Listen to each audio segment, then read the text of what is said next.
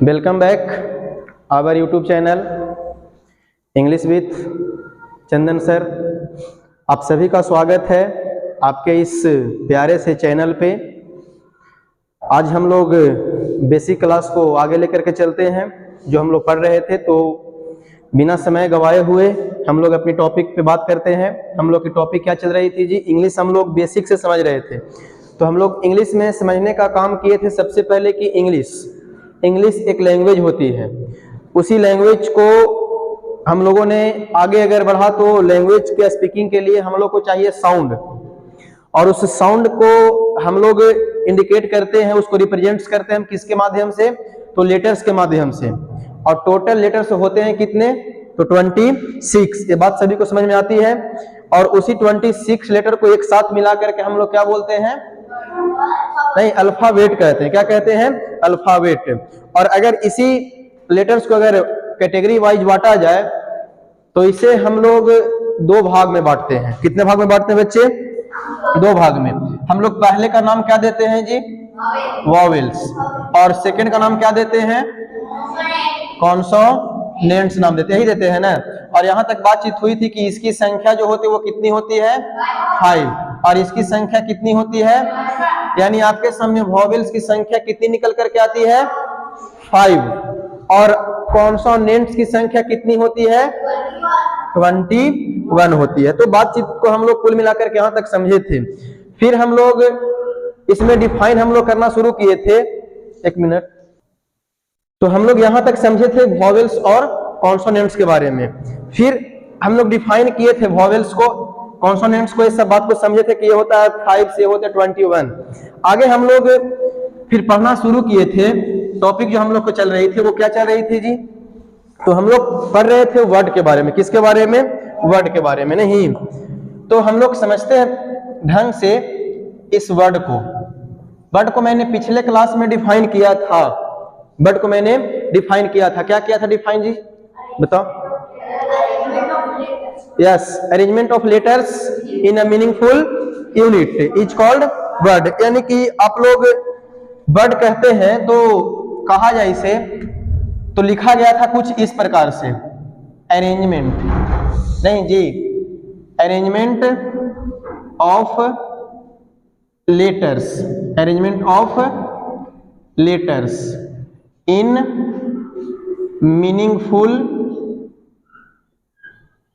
Meaningful unit, in meaningful unit is called word. हम लोग पिछले क्लास में इसकी डेफिनेशन को यहां तक समझे थे। यानी कि वर्ड अगर कहा जाए कि हम उसे कहते हैं जिसकी अरेंजमेंट जो होनी चाहिए वो कैसी होनी चाहिए, या फिर कह सकते हैं कि meaningful arrangement of unit is called word.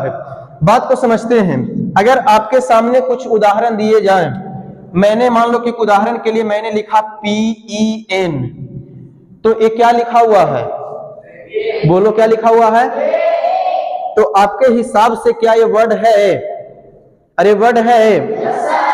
Arrangement भी सही है और इसकी कुछ ना कुछ मीनिंग तो अपना निकल रहा है। लेकिन मैं इसी के जो लेटर्स है इसमें, इसी में से लेटर्स को मैं कुछ दाएं बाएं कर दूं, कुछ भी मान लो कि मैं दाएं बाएं कुछ इस प्रकार से करके इसको मैं लिखने का काम करूं, तो क्या ये आपके सामने लेटर वर्ड बना रहा है? ये वर्ड बना रहा है जी? क्यों नहीं बना रहा है? क्योंकि समस्या सर इसका यह है कि इसकी कुछ अर्थ अपना नहीं निकल रहा है। इसका अपना अर्थ निकल रहा है, तो जब इसका अपना अर्थ नहीं निकल रहा है तो ये अपने आप में क्या नहीं है? वर्ड नहीं है। तो हम इसे वर्ड तो नहीं कहेंगे, लेकिन इसे तो हम वर्ड कह सकते हैं ना। तो पिछले क्लास में यहां तक हम लोग समझे थे वर्ड। अब देखिए, इसी वर्ड को अगर हम लोग बांटने का काम करते हैं अलग अलग हिस्सों में, इसी वर्ड को हम लोग जो यूनिट तैयार होती है उसकी अब क्या क्या बनती है, तो इसी अगर वर्ड को हम लोग अलग अलग हिस्सों में बांटने का काम करते हैं तो इसी को हम लोग समझते हैं अपनी इंग्लिश में, जिसे हम नाम देते हैं पार्ट्स ऑफ स्पीच। क्या नाम देते हैं जी? Parts of speech. इसे ही हम क्या करते हैं? नाम देते हैं। नाम क्या दिया हमने? Parts of speech.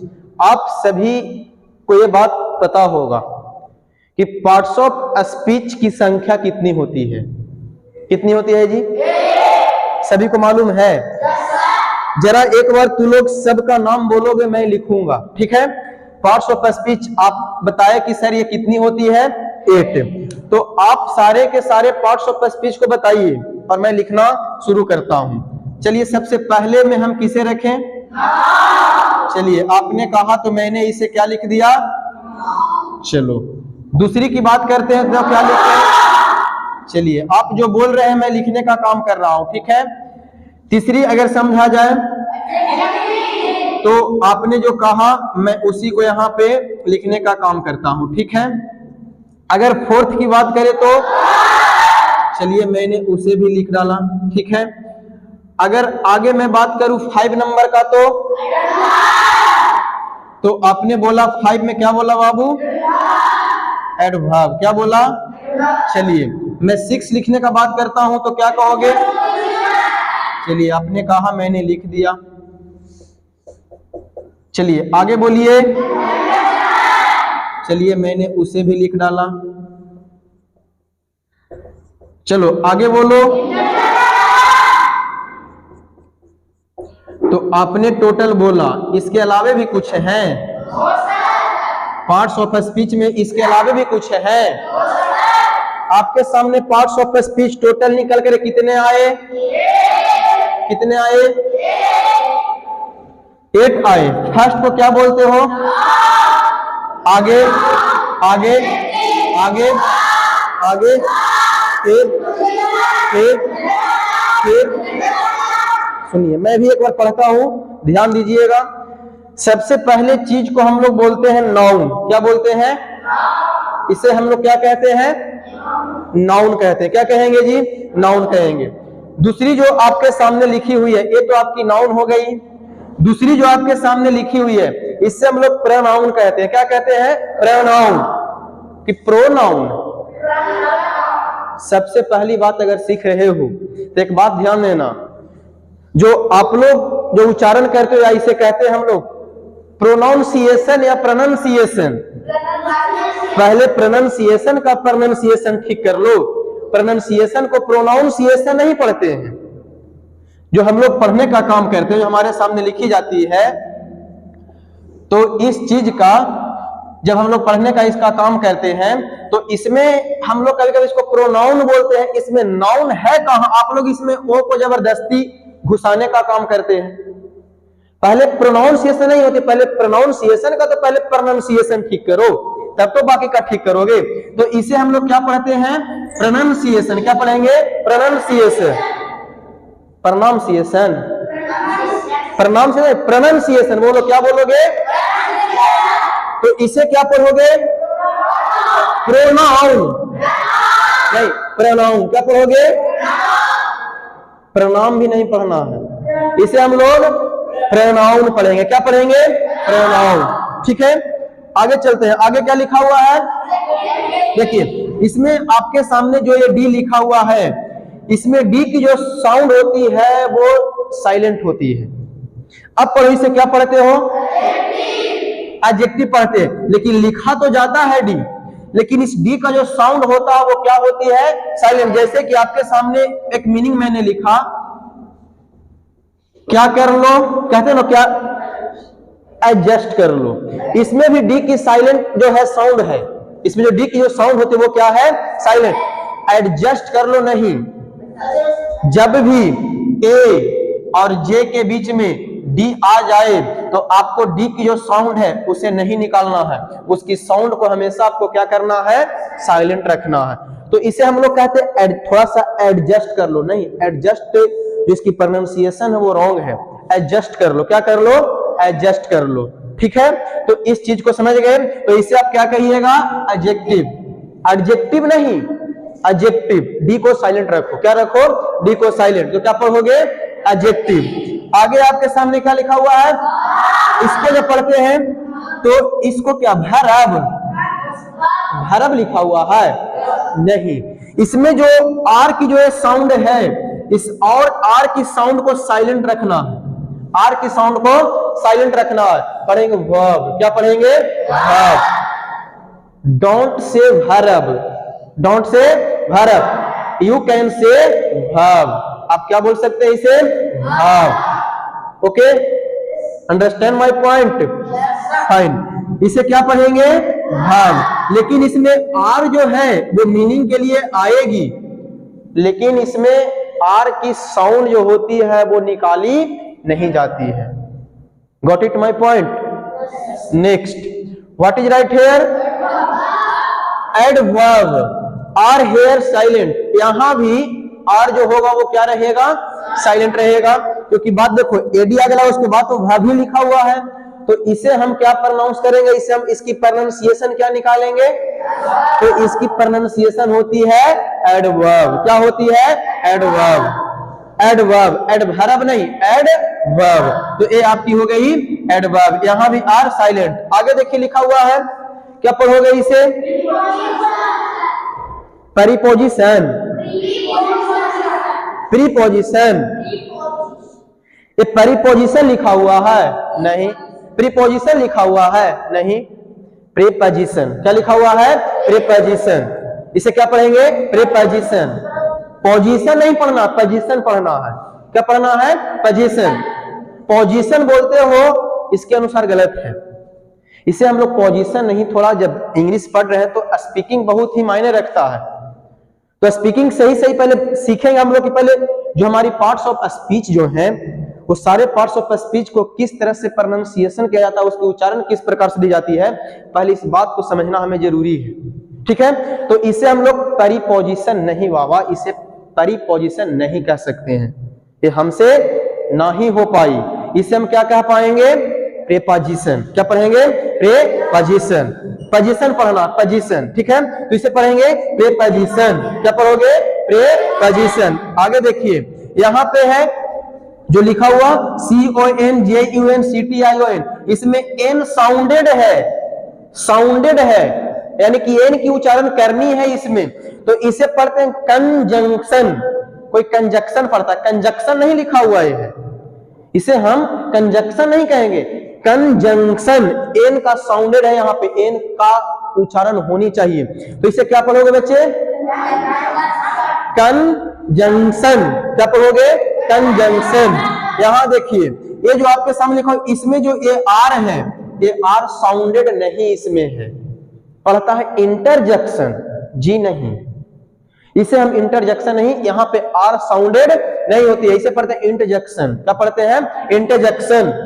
आर नहीं इसका उच्चारण करना है यहाँ पे, इंटरजेक्शन। क्या पढ़ोगे? इंटरजेक्शन। ठीक है, तो ये सारे के सारे पार्ट्स ऑफ स्पीच के भी क्या हो गई? प्रोनाउंसिएशन। प्रोनाउंसिएशन पहले बोलना सही सीख जाओ, तो लैंग्वेज जब सही बोलोगे तो लगेगा कि बढ़िया आपका क्या है? तैयारी है। एक बात, जैसे कि हम पढ़ाई करते हैं तो पढ़ाई करने का मकसद ये नहीं कि हम लोग पढ़ाई कर रहे हैं, तो मकसद ये नहीं किसी भी एग्जाम में क्वालिफाई कर जाना है, बड़ी बात नहीं है कि किसी भी एग्जाम में हम क्वालिफाई कर जाते हैं, ये बड़ी बात नहीं है। बड़ी बात हमारे लिए कि हम पढ़ाई कर रहे हैं तो उस एग्जाम में हमें टॉप रैंकर बनना है, टॉप रैंकर। समझ रहे हो बात को? किसी भी एग्जाम पढ़ने का मतलब ये नहीं किसी भी एग्जाम को क्वालिफाई कर जाए, पास तो सब कर जाता है, हमें बनना है टॉप रैंकर, जिसको कहते हैं टॉप रैंकर। तो आपके हिसाब से फिर सारी चीजें होगी, आप जो चाहिएगा आपको वो मिलेगा जब टॉप रैंकर में आइएगा तब। तो पढ़ने का मतलब ये नहीं, तो टॉप रैंकर बनने के लिए अपनी पर्सनालिटी, एटीट्यूड्स, ये सारे चीज को चेंज करना पड़ेगा, अपनी स्पीकिंग को भी सुधारना पड़ेगा, तब जाकर के आप एक बढ़िया बन पाइएगा। ठीक है, तो यहाँ पे अभी साउंड हम निकाले, एक बार आप लोग साथ में साथ बोलिएगा। क्या पढ़ेंगे? नाउन। क्या पढ़ेंगे? इसे क्या पढ़ोगे? प्रोनाउन। क्या पढ़ोगे? प्रोनाउन। क्या लिखा हुआ है? एडजेक्टिव। क्या लिखा हुआ है? आगे क्या है? वर्ब। क्या है? क्या लिखा हुआ है? एडवर्ब। क्या लिखा हुआ है? प्रीपोजिशन। क्या लिखा हुआ है? प्रीपोजिशन। प्रीपोजिशन। क्या लिखा हुआ है? प्रीपोजिशन। फिर क्या लिखा हुआ है? कंजंक्शन। क्या बच्चे? कंजंक्शन। फिर क्या लिखा हुआ है? इंटरजेक्शन। क्या लिखा हुआ है? ठीक है, फाइन, आगे बढ़ते हैं। तो ये आपके सामने निकल करके आ गए, ये आपके सारे के सारे पार्ट्स ऑफ स्पीच। थोड़ा सा ये सारे पार्ट्स ऑफ स्पीच के बारे में थोड़ा बहुत समझ लेते हैं पहले। यहाँ पे आखिर ये हमें क्या बताती है? सबसे पहले आपके सामने ये नाउन दिया गया है, हम लोग बचपन में पढ़ते थे नाउन, और पढ़ते भी अभी भी पढ़ते हैं। तो इससे पहले हम ये सारे के बारे में शॉर्ट रूप से जान लेते हैं कि किसका क्या फंक्शन है, कौन सी पार्ट्स ऑफ स्पीच का कौन सा भाग किस तरीके से हमारे ग्रामर में काम करती है। ठीक है, तो सबसे पहला आपके सामने क्या लिखा हुआ है, तो नाउन को अगर शॉर्ट तरीके से समझा जाए तो इसे हम लोग क्या कहते हैं बच्चे, क्या कहते हैं, नेमिंग वर्ड। क्या कहते हैं, आगे क्या लिखा हुआ है, तो इसे अगर हम लोग समझने का काम करें तो इसे हम क्या कहते हैं, रिप्लेसेज अ नाउन। ठीक है, समझते हैं बात को। फिर आगे आपके सामने लिखा हुआ है, तो ये क्या बताती है, क्वालिफाइज अ नाउन और a pronoun. Okay fine. Next क्या लिखा हुआ है, वर्ब को हम लोग क्या कहते हैं, एक्शन वर्ड। एक प्रकार की कैसी वर्ड है, समझेंगे कि पेशेंस, धैर्य रखो, सारे कुछ हम लोग समझेंगे। पहले शॉर्ट रूप से हम इसे समझते हैं। ये क्या आपके सामने लिखी हुई है, एडवर्ब का काम क्या है, qualifies an adjective, qualifies an adjective और a verb. Okay got it. Next, preposition. What is the short definition of preposition, preposition what is the short definition of preposition, relating word. You say relating word, relating word. Okay next, conjunction. What you say, conjunction, conjunction is a connecting word. Connecting word कहने का मतलब होता है कि ये दो word के बीच में कनेक्शन को दिखाए, कनेक्ट हम लोग समझेंगे, सारे को बारी बारी से देखेंगे। अगला क्या है, इंटरजेक्शन। क्या है, इंटरजेक्शन। क्या लिखा हुआ है, इंटरजेक्शन। इंटरजेक्शन को समझे से, मान लो मैं अभी क्लास ले रहा हूं, मैं अभी पढ़ा रहा हूं, तो मान लो कि अभी मैं पढ़ा रहा हूं, अचानक से मैं गिर जाऊं, तो तुम लोग के मुंह से क्या निकलेगा, ओहो ओहो, कुछ तो मतलब कि मुंह से आप साउंड कीजिएगा। मान लीजिए मैं पढ़ा रहा हूं, अभी बाहर से कोई आए, मान लो कि एग्जांपल के लिए दे देते हैं, मान लीजिए कोई ऐसे, कोई भी ऐसा एक्ट्रेस हो या कोई भी एक्टर, मान लीजिए कि कोई भी आप अमिताभ बच्चन जी आ रहे हैं। ठीक है, तो जैसे ही आपके सामने मैं यहाँ पे पढ़ा रहा हूँ, क्लास ले रहा हूँ, मानिए को वहां से गेट के सामने से, वहां से अमिताभ बच्चन जी आपके सामने आए, आप देख करके एकदम आश्चर्य, ओ भगवान वाह क्या बात है, यानी कि ऐसी इंप्रेशन हमारे जाएगी जिसके बारे में हमने सोचा नहीं था, जिसके बारे में अगर कोई अचानक, चलो मान लो कि तुम रोड पे चल रहा था, रोड पे तुम चल रहा है, तुमने कुछ दूर पे गया, तुम्हें एक बैग दिखाई दिया। क्या दिखाई दिया, एक बैग। जैसे ही तुम उस बैग को उठाए तो बैग कुछ वजनदार, एकदम वजन लग रहा था, उसमें भारी था, वजनदार था वो। तो अगर भाई खोल करके मैं देखता हूं इसमें आखिर है तो क्या है, तो आपने जब बैग को खोला तो उसमें आपको केवल पैसा ही भरा हुआ उसमें मिला, एकदम 2-2 हजार की नोट और पूरी एकदम गड्डी पैक। आप देख करके एकदम क्या हो जाइएगा, आश्चर्यचकित हो जाइएगा, एकदम आपका इंप्रेशन वहां पे अलग अलग हो जाएगा एकदम। ठीक है, तो ये सारी चीज जो होती है व्यक्ति सोच करके नहीं बोलता है, वो चीजें जब जिस चीज को देखता है उसी के अनुसार उसके मन से निकलता है।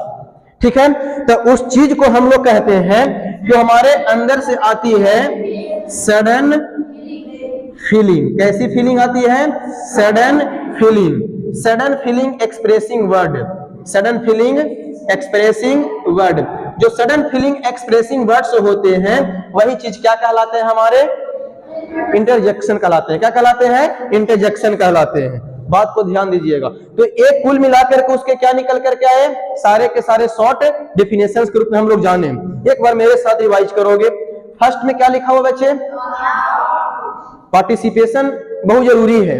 जब तक पार्टिसिपेशन नहीं रहेगा आप सीख नहीं पाइएगा। मैं सिखा नहीं पाऊंगा जब तक आप मेरे साथ नहीं बोलिएगा। ठीक है, जैसे मैं बोलता हूं आप भी साथ साथ बोलिए, बोलने से आपका माइंड में जाएगा, रिवाइज होगा आपको और आप इसे आसानी से सीख पाइएगा। कोई भी चीज कठिन नहीं होती है, उसे आसान बनाने के लिए हमें मेहनत करने की जरूरत है उस ढंग से, ताकि वो आसान हो जाए। ध्यान दीजिएगा। सबसे पहला क्या लिखा हुआ है, नाउन को हम लोग क्या कहते हैं, नेमिंग वर्ड। पूरी डिटेल्स इसका हम लोग पढ़ेंगे, ठीक है, धैर्य रखिए, तब तक के लिए देखते रहिए बोर्ड पर। आगे देखिए फिर क्या लिखा हुआ है जी, प्रोनाउन। क्या लिखा हुआ है, प्रोनाउन। क्या इसकी शॉर्ट डेफिनेशन है, यानी कि ये जो प्रोनाउन जो आएगी हमारा, ये नाउन को रिप्लेस करेगा, यानी कि उसकी जगह पे आने का काम करेगा, ठीक है। नेक्स्ट में क्या लिखा हुआ है, एडजेक्टिव क्वालिफाइज अ नाउन और अ प्रोनाउन, यानी कि ये नाउन या प्रोनाउन है उसकी विशेषता को ये बताएगा। कौन बताएगा, एडजेक्टिव। अगर नाउन की विशेषता को बता रहा तो प्रोनाउन का ही बतेबे करेगा, क्योंकि नाउन को रिप्लेस करने वाला ही वर्ड क्या कहलाता है, प्रोनाउन कहलाता है, ठीक है। आगे क्या लिखा हुआ बच्चे, वर्ब। वर्ब को हम लोग क्या कहते हैं, एक्शन वर्ड। ये एक्शन दिखाती है, आगे समझेंगे। आगे क्या लिखा हुआ है, एडवर्ब। एडवर्ब को क्या कहते हैं, मुंह में जबान नहीं है, अरे मुंह नहीं दिया है ईश्वर ने बोलने के लिए, केवल देख रहे हो एकदम एक टक के। अरे भाई क्या मैंने बोला शुरू में, साथ साथ बोलना है। तो इसे हम एडवर्ब को क्या कहते हैं, क्वालिफाइड एंड एडजेक्टिव, और पूरी डिटेल हम लोग इसका पढ़ेंगे आएंगे तो। फिर क्या लिखा हुआ है, प्रेपोजिशन। क्या लिखा हुआ है, प्रेपोजिशन। क्या पढ़ोगे, यानी कि ये दो वर्ड के बीच में संबंध बताने का काम करेगा। कौन, प्रेपोजिशन। क्या बताएगा, प्रेपोजिशन। आगे क्या लिखा हुआ है, कंजंक्शन को क्या कहते हैं, यानी कि दो वर्ड को आपस में जोड़ने का काम करेगा। क्या करेगा, ये जोड़ने का काम करेगा। क्या लिखा हुआ है, इंटरजेक्शन। इंटरजेक्शन क्या लिखा हुआ है, ये एक प्रकार की सडन फीलिंग एक्सप्रेसिंग वर्ड्स को दिखाता है, ठीक है ना। सडन फीलिंग एक्सप्रेसिंग वर्ड को, जैसे मान लीजिए कि मैच किसी प्रकार का चल रहा है, क्रिकेट मैच, ध्यान दीजिएगा, और एक बॉल में चाहिए 5 रन, एक बॉल में चाहिए 5 रन, तो वहां पे सिचुएशंस आपके माइंड में दो ही, चाहे तो एक हारोगे या चाहे तो जीतोगे। लेकिन अभी जब तक बॉल नहीं फेंकाता तब तक हमारे अंदर से इंप्रेशन नहीं आएगा कि कैसा इंप्रेशन हमारे सामने आए। अगर एक बॉल फेंके और 6 लग गया तो उसकी इंप्रेशन अलग, एकदम पूरा हुर्रे हारे पूरा होना शुरू। अगर एक बॉल फेंके और उस पे आउट हो गए या गेंद बीट हो गई तो उसका इंप्रेशन अलग, यानी कि सिचुएशन के अकॉर्डिंग हमारी इंप्रेशंस बनती है, वही सडन फीलिंग होती है, यानी कि उस दरमियान हम लोग सोचते हैं, उस दरमियान हम लोग करते हैं, वही चीज हमारी दिखाती है कौन, इंटरजेक्शन। क्या दिखाती है, इंटरजेक्शन। इसीलिए इसे हम क्या कहते हैं, सडन फीलिंग्स एक्सप्रेसिंग वर्ड्स, ठीक है। तो आप लोग इसे उतारिए, टेक योर टाइम। चलिए देखिए, तो ये लिख लिया आप लोग सभी ने। तो ये अभी हम लोग वर्ड्स का टाइप समझे कि वर्ड्स को हम लोग पार्ट्स ऑफ स्पीच कहते हैं, और ये सारे के सारे चीजें आपके सामने दी गई है कि वर्ड्स कितने तरह के होते हैं और क्या होते हैं, ये सारे कुछ आपको आएगा। जब भी किसी सेंटेंस आपके सामने कोई सेंटेंस अगर आती है तो इतना तो आप में एबिलिटी हो जानी चाहिए कि आप उसमें एक एक पार्ट्स ऑफ स्पीच को आसानी से निकाल सके। बस अभी ध्यान दीजिए और अच्छे से पढ़ाई कीजिए, ठीक है। तो इसे मैं इरेज करता हूं, ठीक है ना। सभी ने लिख लिया था इसने जी, चलिए तो ठीक है, आगे हम लोग बातचीत को समझते हैं।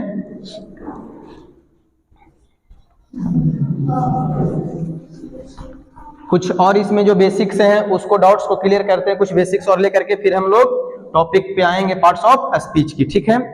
समझिएगा, ध्यान दीजिएगा।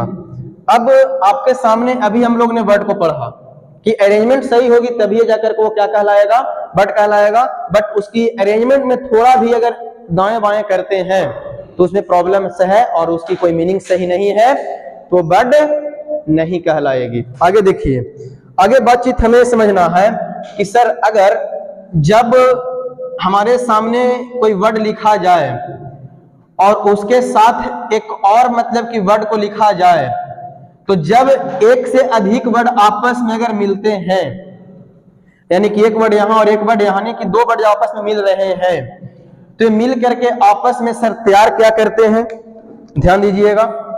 जब आपस में वर्ड यहाँ पे, जब एक वर्ड यहाँ और एक वर्ड यहाँ आपस में मिलते हैं तो इसके कुछ बेसिक्स कॉन्सेप्ट हैं। ये एक चीज को तैयार करता है जिसे हम लोग प्यारा सा नाम देते हैं फ्रेज। क्या नाम देते हैं, फ्रेज। क्या नाम देते हैं जी, फ्रेज। जब हम एक वर्ड और एक दूसरे वर्ड को आपस में मिलाते हैं, ठीक है, तब वो चीज एक तैयार करके देती है जिसे हम क्या कहते हैं, फ्रेज कहते हैं। क्या कहते हैं, फ्रेज। ये फ्रेज क्या होता है, ये फ्रेज क्या होता है? तो फ्रेज अगर हम डिफाइन करना शुरू करें, किसी को मालूम है फ्रेज किसे कहते हो? तो ध्यान दीजिएगा, अगर हम इसे डिफाइन करना शुरू करें तो मैं कहता हूं कि a group of words, a group of words without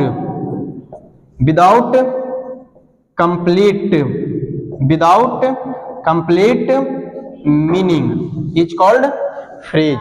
phrase हम उसे कहते हैं जो शब्दों का समूह तो होता है लेकिन इसकी पूरी अपनी अर्थ नहीं निकलती है, इसकी पूरी अपनी अर्थ नहीं निकलती है। फॉर एग्जाम्पल, जैसे कि आपको एक एग्जाम्पल के लिए क्वेश्चन दिया जाए, समझिएगा।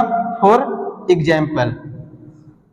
एग्जाम्पल समझिए, तो मैंने एक एग्जाम्पल दिया, मैंने लिखा राम और उसके बाद मैंने लिखा एंड श्याम। मैंने क्या लिखा, राम एंड श्याम। ये जो आपके सामने वर्ड को लिखा गया है, इसकी अपनी मीनिंग तो कुछ है लेकिन इसकी पूरी कंप्लीट मीनिंग अपने आप में नहीं है। राम और श्याम तो है लेकिन राम श्याम क्या कर रहा है, क्या नहीं कर रहा है, क्या उसकी पूरी अर्थ बता रहा है, इस सेंटेंस के माध्यम से हमें कुछ पता नहीं चल रहा है। तो यही चीजें हमारे सामने क्या कहलाती है, फ्रेज। क्या कहलाती है बच्चे, फ्रेज। यानी कि इसमें मीनिंग अपना तो, लेकिन पूरी कंप्लीट मीनिंग इसकी नहीं है। वर्ड तो ये भी एक है, वर्ड तो ये भी एक है, वर्ड आपस में मिल रहा है, फ्रेज को तैयार कर रहा है, लेकिन इसकी पूरी की पूरी अपनी कंप्लीट मीनिंग नहीं आ रही है, इसलिए इसे हम क्या कहते हैं, फ्रेज कहते हैं। क्या कहते हैं, फ्रेज कहते हैं। यानी कि a group of words without complete meaning is called phrase. आसान हो गई चीजें। अब बात को समझते हैं कि हमारे सामने ये जो फ्रेज दिया गया है, ये फ्रेज कितने तरह के होते हैं। तो फ्रेज को हम लोग बांटने का काम करते हैं। तो फ्रेज हमारी 3 तरह की होती है। कितने तरह की होती है, 3 तरह के। कितने तरह के होते हैं बच्चे, 3 तरह के। मैंने तीनों का नाम लिख दिया, 1 2 3 नाम मैंने लिखे सर। बताइए आप लोग वो तीनों फ्रेज कौन कौन से होते हैं। तो मैं यहाँ पे लिखना चाहूंगा आप लोग के लिए, आप लोग को नहीं पता है, ध्यान दीजिए, यहाँ पे ध्यान दीजिए। तो फ्रेज किसे कहते हैं, रिपीट करो, क्या कहते हैं, अ ग्रुप ऑफ वर्ड्स। इसका अपना मीनिंग था लेकिन पूरी कंप्लीट मीनिंग इसकी है नहीं है, तो ये क्या हो गया, फ्रेज। ये बना है किस किस से मिलकर के, राम एक क्या है, पार्ट्स ऑफ स्पीच का। अरे राम पार्ट्स ऑफ स्पीच का क्या है, और श्याम भी क्या है, नाउन और नाउन से जो मिलकर के फ्रेज बनता है उसे हम नाउन फ्रेज कहते हैं। क्या कहते हैं, उसे हम नाउन फ्रेज कहते हैं। तो पहली फ्रेज ये तैयार हो गई, ठीक है। अगला हम उसी तरीके से अगर बात करते हैं, मैंने लिखा bold and beautiful, bold and beautiful. इसकी अपनी मीनिंग तो है लेकिन कंप्लीट मीनिंग नहीं है। कौन बोल्ड है, कौन ब्यूटीफुल है भाई, कुछ है यहाँ पे दिया हुआ, जी सर नहीं दिया हुआ है। तो नहीं दिया हुआ है तो ये आपकी पार्ट्स ऑफ स्पीच के अकॉर्डिंग क्या है, एडजेक्टिव। क्या है ये, एडजेक्टिव। तो बोल्ड एंड ब्यूटीफुल आपस में मिले 2 वर्ड बना दिया फ्रेज, क्योंकि कंप्लीट मीनिंग नहीं है।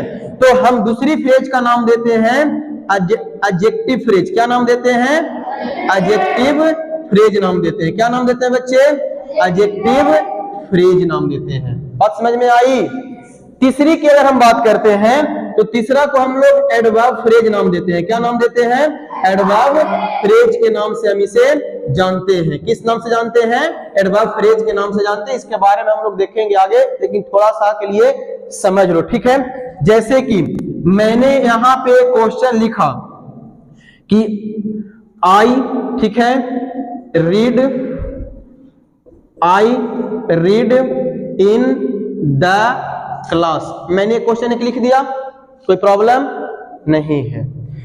आपके सामने एक आई है तो ये सब्जेक्ट हो गया, और पार्ट्स ऑफ स्पीच के अकॉर्डिंग ये क्या हो गया, प्रोनाउन नहीं, प्रोनाउन। क्या हो गया, प्रोनाउन। ये रीड एक्शन को दिखा रहा है, पढ़ने का एक अपना एक्शन होता है। जो एक्शन को दिखाता है उसे हम क्या कहते हैं, वर्ब। ये आपकी वर्ब हो गई। यहाँ पे इन एक आपका प्रीपोजिशन है और आपका ये द एक आर्टिकल है और एक क्लास आपका नाउन है। बस समझ में आई? ध्यान दीजिए, एक चीज में जिक्र पार्ट्स ऑफ स्पीच में एक चीज नहीं आती है जिसे हम कहते हैं आर्टिकल। आर्टिकल्स को हम लोग अलग ढंग से देखेंगे, वो भी इसका हिस्सा तो नहीं है लेकिन इसको भी हमें पढ़ने की जरूरत है, तो उसको हम लोग अलग से देखेंगे। और इसी में हम लोग और पढ़ते हैं डिटरमिनर्स। डिटरमिनर्स को हम लोग पढ़ते हैं, वो भी एक टॉपिक हमारी ग्रामर की होती है, उसको भी देखेंगे। पहले हम लोग पूरी पार्ट्स ऑफ स्पीच कंप्लीट करेंगे तब। तो ये देखिए आपके सामने इन एक प्रीपोजिशन है, द एक आर्टिकल और क्लास एक नाउन है, ठीक है। और जब हम इस चीज को इसे हम इन्वॉक्स किए, किसे इन्वॉक्स किए हम? इन द क्लास को। किसे इन्वॉक्स किए हैं हम जी? इस इन द क्लास को मैंने इन्वॉक्स किया, यानी कि इसे घेरे में डाला। तो मैं पढ़ता हूं, वेयर, मैं पढ़ता हूं कहां? क्लास में। कहां पढ़ते हैं? क्लास में। हम पढ़ने का काम कहां कर रहे हैं? क्लास में। तो ये जो इन द क्लास है किसे क्वालिफाई कर रहा है? रीड को। तो रीड क्या है? एक प्रकार का वर्ब, और जो वर्ब को क्वालिफाई करता है वो क्या कहलाता है? एडवर्ब। इसीलिए इस पूरी चीज का नाम हम क्या देते हैं? एडवर्ब फ्रेज नाम देते हैं। क्या नाम देते हैं? Adverb phrase. इसकी पूरी डिटेल हम लोग समझेंगे प्रीपोजिशन की क्लास में। जब प्रीपोजिशन के साथ कोई नाउन या प्रोनाउन को हम लोग जोड़ते हैं, या प्रोनाउन या नाउन आती है, तो उसको पूरी को अगर हम एक साथ लेकर के चले तो अब वो चीज भी बनाती है फ्रेज। क्या बनाती है? फ्रेज। खाली अगर इन द क्लास हम कहें तो इसकी मीनिंग तो है इन द क्लास मैंने क्लास में, लेकिन आगे क्या बता रहा है? कंप्लीट मीनिंग नहीं है। इन द क्लास की बात अगर करते हैं तो एक क्या, कौन सी फ्रेज हो गई? Adverb phrase. तो आपके सामने टोटल कितने फ्रेज होते हैं? फ्रेज कितने तरह के होते हैं? 3। यानी फर्स्ट का नाम क्या देते हो? Noun phrase. दूसरे का नाम क्या देते हो? और तीसरे का नाम क्या देते हो? अंडरस्टैंड? Any problem? फाइन। तो हम लोग यहाँ पे अब क्या समझ गए? फ्रेज के बारे में, ठीक है। अब हम लोग आगे इसमें समझते हैं। एक और चीज आती है, तब तक आप लोग यहां तक लिखिए, ठीक है। इसे उतारिए आप लोग, टेक योर टाइम। आप लोग इसे उतारिए। चलिए सब लोग ने लिख लिया। तो फ्रेज टोटल कितने होते हैं बच्चे? 3। फ्रेज हम लोग उसे कहते हैं जिसकी अपनी पूरी कंप्लीट मीनिंग नहीं निकलती है, ठीक है। पहला फ्रेज का नाम नाउन फ्रेज, सेकंड को एडजेक्टिव फ्रेज, और थर्ड को। कोई प्रॉब्लम यहां तक? आगे बढ़ा जाए? चलिए ठीक है, तो आगे मैं इसे मिटाता हूं। फिर हम लोग आगे अगर समझते हैं तो एक तो तैयार हो गया क्या चीज आपके सामने? फ्रेज। अगली जो इसकी बातचीत आती है हमारे सामने वो क्या है बच्चे? तो उसे भी हम लोग देखने का काम करते हैं, जिसे हम वर्ड को आपस में जब मिलाते हैं तो वर्ड को मिलाने से हमारे सामने एक चीज और तैयार होती है जिसे हम क्या कहते हैं? थोड़ा बताओ कि सेंटेंस हम किसे कहते हैं? तो थोड़ा सा फ्रेज के डेफिनेशन पे आओ। फ्रेज के डेफिनेशन जब लिखा होगा तो उसमें एक वर्ड लिखा होगा विदाउट कंप्लीट मीनिंग, यानी a group of words without complete meaning is called phrase. अब इस विदाउट में से आउट को आउट करो। किसको आउट करो? आउट को आउट करो, और बाकी डेफिनेशन को पढ़ो।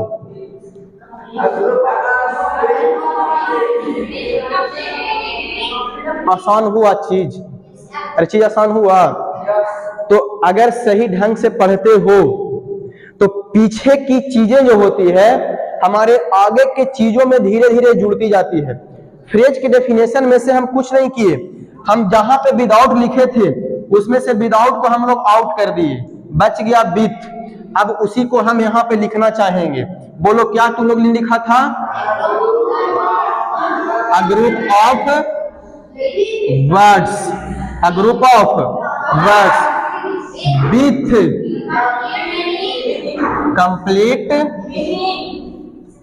Meaning, with a complete is called sentence. थोड़ा सा सब्र करो, थोड़ा सा और ध्यान दो। मैं आपके सामने एक वाक्य रखता हूं, एक एग्जांपल देता हूं, समझना कि सेंटेंस जो है कहा जा रहा है वो सही है या नहीं, या क्या इसमें इंप्रूवमेंट होनी चाहिए। जैसे मैं बोलूं, एक दो सेंटेंस में रखता हूं, मुझे काटकर आम खिलाओ। बात समझ रहे हो? मुझे काटकर आम खिलाओ। बच्चे को उबालकर दूध पिलाओ। बच्चे को उबालकर दूध पिलाओ। क्या सेंटेंस कैसी जा रही है? सेंटेंस कैसी जा रही है? इसमें समस्या क्या चीज का है? प्रॉब्लम किस चीज की है? एक बात ध्यान देना, हम लोग इस सेंटेंस को जो बोल रहे हैं कि मुझे काटकर आम खिलाओ या मेहमान को प्लेट में बिठाकर खाना दो, मेहमान को प्लेट में बिठाकर खाना दो, सेंटेंस तो मैं बोल रहा हूं, लेकिन इस सेंटेंस में प्रॉब्लम जो है वो किस चीज का है? तो सर इस सेंटेंस जो है बोला जा रहा है आपके सामने, इसमें एक चीज की और प्रॉब्लम है कि हम लोग जो वर्ड जो कह रहे हैं उस वर्ड की अरेंजमेंट जो है हम लोग सही नहीं लगा रहे हैं। यानी कि एक चीज और होनी चाहिए, अरेंजमेंट ऑफ वर्ड्स। जब सेंटेंस को आप बनाते हैं तो सेंटेंस में वर्ड की अरेंजमेंट भी सही ढंग से होनी चाहिए। ग्रुप ऑफ वर्ड्स तो होगा ही होगा, कंप्लीट मीनिंग देगा ही देगा, लेकिन उसमें एक चीज ध्यान देना है कि उसकी जो अरेंजमेंट होनी चाहिए, क्या होनी चाहिए? उसकी अरेंजमेंट जो होनी चाहिए वो सही ढंग का होना चाहिए। जैसे मैंने आपको बोला कि मुझे काटकर आम खिलाओ, सेंटेंस समझ ही में नहीं आ रहा कि काटना तुमको है कि आम को? मुझे काटकर आम खिलाओ, तो काटना किसे है? मुझे काटना है कि आम को काटना है? तो इसकी अरेंजमेंट को हम सही करेंगे, वर्ड्स के अरेंजमेंट को सही करेंगे। बोले कि आम काटकर मुझे खिलाओ, अब काटना आम को है, लेकिन यहां से हम डाउट में है, मुझे काटकर आम खिलाओ, मुझे काटेगा कि भाई आम के काटेगा? लेकिन इसकी अरेंजमेंट को सही करेंगे तब जाकर वो क्या बनेगा? सेंटेंस। और इसी अरेंजमेंट को हम एक नाम देते हैं जिसे हम कहते हैं, इसी अरेंजमेंट को हम लोग कहते हैं स्ट्रक्चर। क्या कहते हैं इसे हम? स्ट्रक्चर। यानी कि सेंटेंस को बनाने के लिए इसकी जरूरत हमें पड़ती है, और एक सेंटेंस को बनाने के लिए स्ट्रक्चर की जरूरत पड़ती है। तो इस स्ट्रक्चर में हमारे सामने तीन चीजें आती हैं। कितने चीजें आती हैं? तीन चीजें। एक का नाम हम लोग देते हैं सब्जेक्ट। क्या नाम देते हैं? सब्जेक्ट। क्या नाम देंगे बाबू? सब्जेक्ट। दूसरी की नाम देते हैं हम लोग वर्ब। क्या नाम देते हैं? वर्ब। थोड़ा सा इसके बारे में समझते हैं। ये जो वर्ब होती है इसे हम यहाँ पे दो तरीके से यूज करते हैं।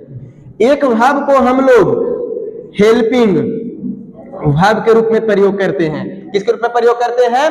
हेल्पिंग वर्ब के रूप में प्रयोग करते हैं, जिसे हम इज, एम, आर, वाज, वर, ये सब जो चीजें होती हैं हम इसका प्रयोग करते हैं। और एक जो वर्ब होती है उसे हम मेन वर्ब के रूप में प्रयोग करते हैं। किसके रूप में प्रयोग करते हैं? मेन वर्ब के रूप में प्रयोग करते हैं। और इसी मेन वर्ब को हम लोग एक्शन वर्ड कहते हैं। क्या कहते हैं हम लोग? एक्शन वर्ड में यही हमारा मेन वर्ब आता है। तो एक स्ट्रक्चर को बनाने के लिए सबसे पहली चीज सब्जेक्ट, दूसरी चीज वर्ब, और तीसरी चीज जो होती है उसे हम क्या पढ़ते हैं? भाई साहब एक बार इसे बोलिएगा, object. Don't say object, you से ऑब्जेक्ट, यू से ऑब्जेक्ट। ओ को ओ नहीं, आ लाना है। ऑब्जेक्ट। क्या बोलोगे? यू से ऑब्जेक्ट। तो जब सब्जेक्ट, वर्ब और ऑब्जेक्ट मिलती है तो क्या कहते हैं? स्ट्रक्चर। कभी आपको कोई पूछे कि डिफाइन स्ट्रक्चर, यानी कि आपको स्ट्रक्चर को परिभाषित करना है, तो कैसे कीजिएगा?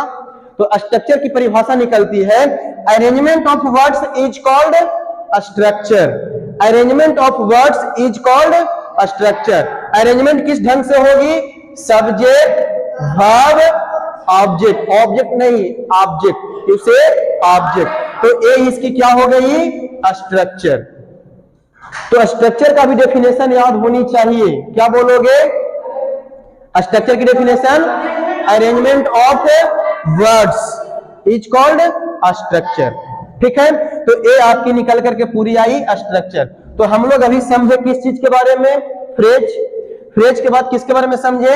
सेंटेंस के बारे में। और सेंटेंस को होने के लिए क्या क्या चीजें चाहिए हम लोग ने इसको देखा।